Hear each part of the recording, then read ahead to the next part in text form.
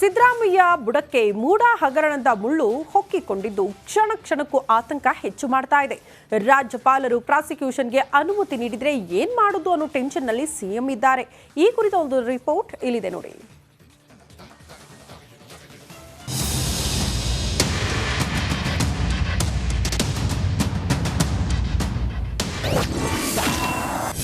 ಸರ್ಕಾರದ ಕೊರಳಿಗೆ ವರ್ಗಾವಣೆ ಉರುಳು.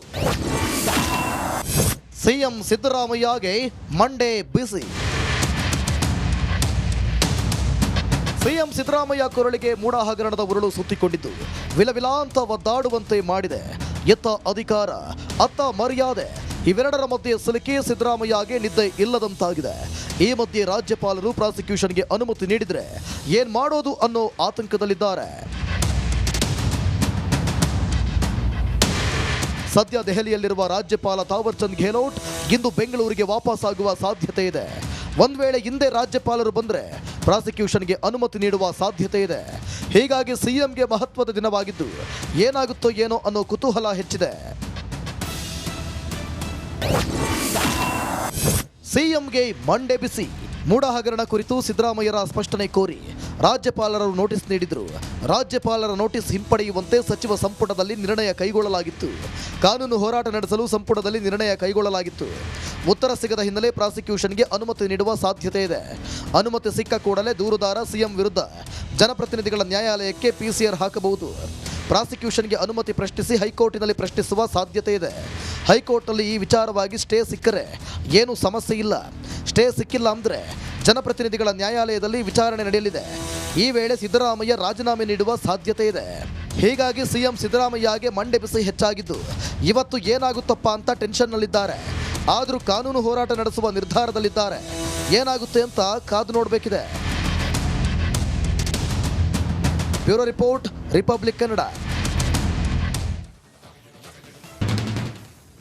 ಸಿದ್ದರಾಮಯ್ಯ ಬುಡಕ್ಕೆ ಮೂಡ ಹಗರಣದ ಮುಳ್ಳು ಹೊಕ್ಕಿಕೊಂಡಿದ್ದು ಕ್ಷಣ ಕ್ಷಣಕ್ಕೂ ಆತಂಕ ಹೆಚ್ಚು ಮಾಡ್ತಾ ಇದೆ. ರಾಜ್ಯಪಾಲರು ಪ್ರಾಸಿಕ್ಯೂಷನ್ಗೆ ಅನುಮತಿ ನೀಡಿದ್ರೆ ಏನ್ ಮಾಡೋದು ಅನ್ನೋ ಟೆನ್ಷನ್ನಲ್ಲಿ ಸಿಎಂ ಇದ್ದಾರೆ. ಈ ಕುರಿತ ಒಂದು ರಿಪೋರ್ಟ್ ಇಲ್ಲಿದೆ ನೋಡಿ.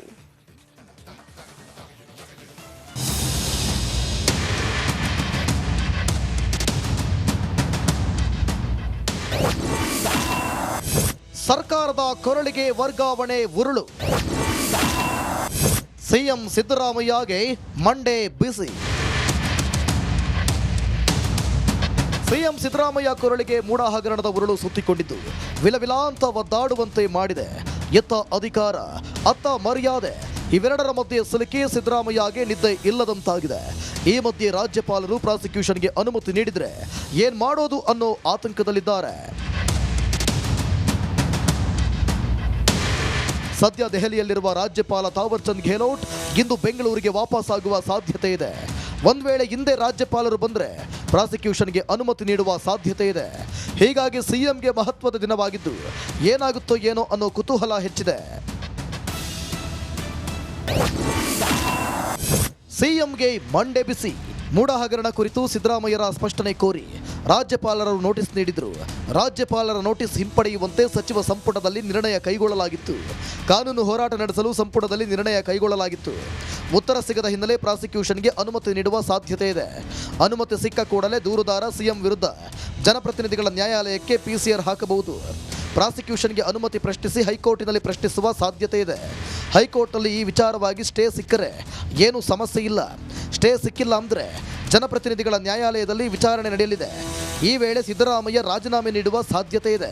ಹೀಗಾಗಿ ಸಿಎಂ ಸಿದ್ದರಾಮಯ್ಯಗೆ ಮಂಡೆ ಬಿಸಿ ಹೆಚ್ಚಾಗಿದ್ದು ಇವತ್ತು ಏನಾಗುತ್ತಪ್ಪ ಅಂತ ಟೆನ್ಷನ್ನಲ್ಲಿದ್ದಾರೆ.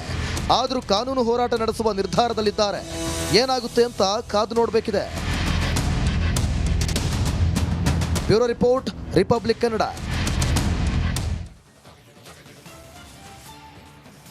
ಮೂಡ, ವಾಲ್ಮೀಕಿ ಸೇರಿದಂತೆ ಕಾಂಗ್ರೆಸ್ ಹಗರಣದ ವಿರುದ್ಧ ದೋಸ್ತಿ ನಾಯಕರು ಸಮರಕ್ಕಿಳಿದಿದ್ದಾರೆ. ಇದೇ ವಿಚಾರವಾಗಿ ಡಿಕೆಶಿ ಹಾಗೂ ಕುಮಾರಸ್ವಾಮಿ ನಡುವೆ ಕೂಡ ಮಾತಿನ ಮಲ್ಲ ಯುದ್ಧವೇ ಶುರುವಾಗ್ಬಿಟ್ಟಿದೆ. ಈ ಕುರಿತ ಒಂದು ವರದಿ ಇಲ್ಲಿದೆ ನೋಡಿ.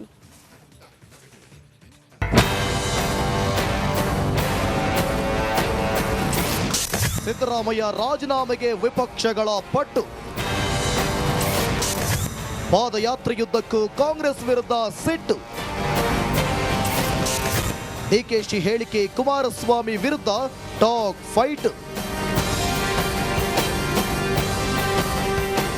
ಮೂಡ ಹಾಗೂ ವಾಲ್ಮೀಕಿ ಹಗರಣವನ್ನ ಖಂಡಿಸಿ ಸಿಎಂ ಸಿದ್ದರಾಮಯ್ಯರ ರಾಜೀನಾಮೆಗೆ ಆಗ್ರಹಿಸಿ ದೋಸ್ತಿ ನಾಯಕರು ನಡೆಸುತ್ತಿರುವ ಪಾದಯಾತ್ರೆ ರಾಮನಗರಕ್ಕೆ ಎಂಟ್ರಿ ಕೊಟ್ಟಿದ್ದು ಡಿಕೆಶಿ ವಿರುದ್ಧ ಕುಮಾರಸ್ವಾಮಿ ಸವಾಲ್ ಜೊತೆ ತಿರುಗೇಟು ನೀಡಿದ್ದಾರೆ.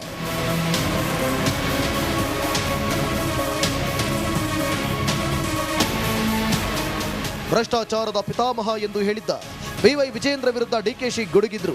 ಅವಂತೂ ಏನಿದೆಯೋ ಎಲ್ಲವೂ ಬಿಚ್ಚಿಡ್ತೀನಿ ಎಂದಿದ್ದ ಡಿಕೆಶಿಗೆ ಕುಮಾರಸ್ವಾಮಿ ತಿರುಗೇಟು ನೀಡಿದ್ದಾರೆ. ವಿಜೇಂದ್ರದ್ದು ನನ್ನದ್ದು ಏನೋ ಬಿಚ್ಚಿಡ್ತೀನಿ ಅಂದೆಲ್ಲ ಬಿಚ್ಚಿಡಪ್ಪ, ನಾನಿರೋದು ರಸ್ತೆಯಲ್ಲಿ, ನೀನಿರೋದು ಗಾಜಿನ ಮನೆಯಲ್ಲಿ ಎಂದು ಡಿಕೆಶಿಗೆ ದಳಪತಿ ಸವಾಲ್ ಹಾಕಿದ್ದಾರೆ. ಅದಕ್ಕೆ ಅವ್ನಿಗೆ ಹೇಳ್ತಾ ಇರೋದು, ಅವನು ಇನ್ನ ಬಿಚ್ಚಿನಿ ಅವ್ರದ್ದು ಏನೇನು ಇದೆ ಎಲ್ಲ ವಿಚಾರಗಳನ್ನ ಭ್ರಷ್ಟಾಚಾರದ ಪಿತಾಮಹ ಏನು ಅಂತ ಹೇಳಬೇಕು. ಪ್ರೆಸ್ ಕಾನ್ಫರೆನ್ಸ್ ಅಲ್ಲಿ ನಾನು ಭ್ರಷ್ಟಾಚಾರದ ಪಿತಾಮಹ ಅಂತ ಇನ್ಸಿಡೆಂಟ್ ಕೂಡ ಕೇಳಿ ಅವನಿಗೆ ತಾಕತ್ತಿದ್ರೆ, ಆ ಗಣಿಸಿದ್ರೆ ಅವನು ತಿಳ್ಸಕ್ ಕೇಳಿ, ಅವನಿಗೆ ಗೌರವ ಕೊಡ್ತೀನಿ ಒಬ್ಬ ಪಾರ್ಟಿ ಅಧ್ಯಕ್ಷ. ಏನು ಬಿಚ್ಚಿಯಪ್ಪ ನಿನ್ನ ಹತ್ರ ಬಿಚ್ಚಕ್ಕೆ ಏನಿದೆ? ಅದೇನೋ ನೆನೆ ಹೇಳ್ಕೊಂಡಿದ್ದೀರಿ. ವಿಜೇಂದ್ರ ಅವ್ರದ್ದು ನಮ್ಮದು ಏನೋ ಬಿಚ್ಚಾರಂತಲ್ಲ, ಬಿಚ್ಚಪ್ಪ. ಇರೋದು ನಾವು ಬೀದಿಲಿ ನಿಮ್ಮ ಜೊತೆಲಿದ್ದೇವೆ, ಅವರಿರೋದು ಗಾಜಿನ ಮನೆ ಒಳಗೆ. ಅವ್ರು ನನ್ನನ್ನು ಪ್ರಶ್ನೆ ಮಾಡ್ತಾರ. ಡಿಕೆಶಿ ಅಧಿಕಾರಕ್ಕೆ ಬಂದಿದ್ದ ಹೇಗೆ, ಯಾರನ್ನೆಲ್ಲ ತುಳಿದು ಹಾಕಿದ್ರು ಅಂತ ಗೊತ್ತು.